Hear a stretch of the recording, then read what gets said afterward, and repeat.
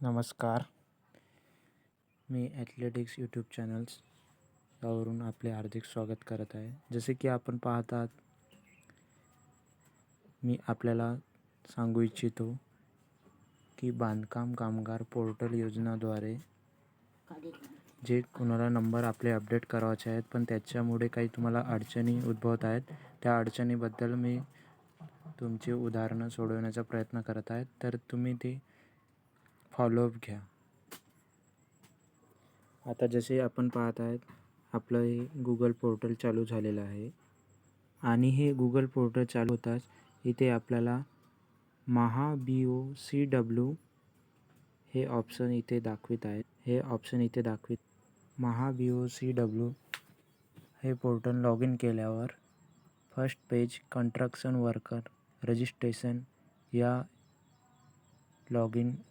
पोर्टलवर log in करायचे. Log in करताच हे असे आपल्याला साईड इश्यू प्रॉब्लेम चालू असल्यामुळे असे वर्तविणार. त्याकरिता तुम्ही थोड्या वेळानंतर अजून प्रयत्न करायचा.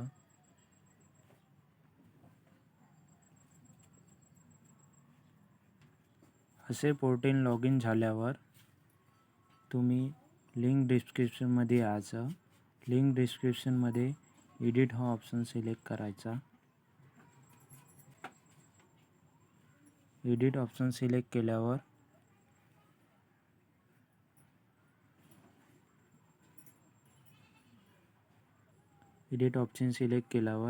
इथले SSO हे कट करून घ्यायचे आणि इथे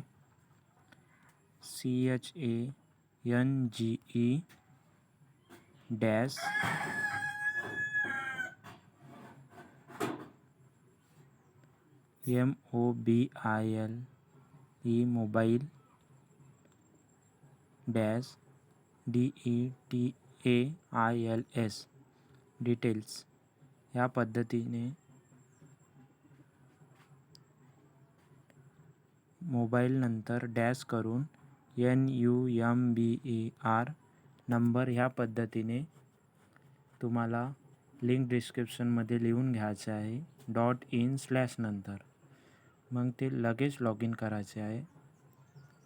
लगेच लॉग इन झाल्यावर इथे तुम्हाला अशा प्रकारे चेंज मोबाईल नंबर हे पेज उघडणार आणि इथे तुम्हाला तुमच्या जी रजिस्ट्रेशन ID दिली गेलेली आहे, जे तुमचे रिन्यू फॉर्म झालेले आहे, त्या रिन्यू फॉर्मवर दिल्याप्रमाणे तुम्हाला तुमचे जे नाव आहे ते नाव टाकायचे आहेत.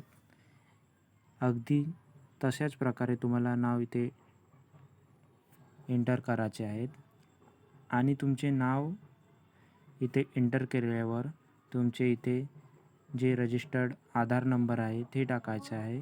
त्याचबरोबर तुमचं जे रजिस्टर्ड नंबर असते, जे MH पासून सुरुवात होते, ते नंबर टाका लागते आणि जे डेट ऑफ बर्थ तिथे तुम्हाला जे डेट ऑफ बर्थ मेन्शन केलेली आहे जे लॉग इन करायच्या वेळेस, तेच डेट ऑफ